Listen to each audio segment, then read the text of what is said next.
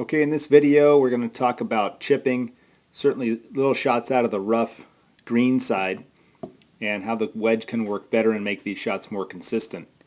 One of the main problems I see here is a lot of players, when they start to hit these shots, try to hit the ball first, trying to make clean contact with the ball, but it's almost impossible when the ball's lying in the rough to make clean contact. And as most of you know that use wedges properly and use the bounce properly, you're trying to hit the grass first anyway on all these shots around the green. But in particular, this shot, we do want the club coming into the grass a good 3, 4, 5 inches behind the ball, very sweepy and just brushing and kind of scraping the ball out. This is more the bad technique here, trying to get the club head onto the golf ball, chopping down on it. And you can see the handle gets way too far forward. There's going to be a lot of down strike, and the ball tends to shoot forward over the green, or they get a chunky type of a shot. Conversely, some players tend to try to scoop the ball out of the rough. They'll put their weight back on the back foot, throw the hands, or cast it early. The handle stops and the club head swings up at the ball, and they blade it this way. Neither one of those obviously is going to work consistently for good chipping. So what we want you to do instead, keep the weight on the front foot.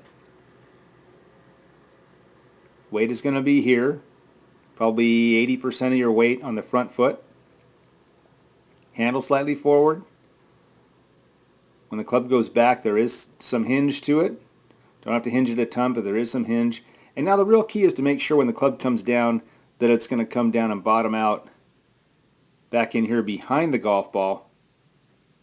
And then you'll sweep it out. The entire divot will actually be a much longer divot, so the club will stay in the grass all through this area and rake the ball out or sweep it out of there as it comes down. So as this club comes down into the ball, we want the club coming down, getting into the grass back here,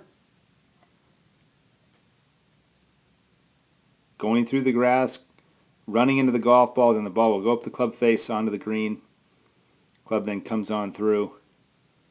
Very important to keep the club head moving, keep the hands moving through impact, keep the club head moving through impact, keep the body rotating through impact as well. But the real key from this video is to make sure that you know that we're trying to get the grass first and not the ball.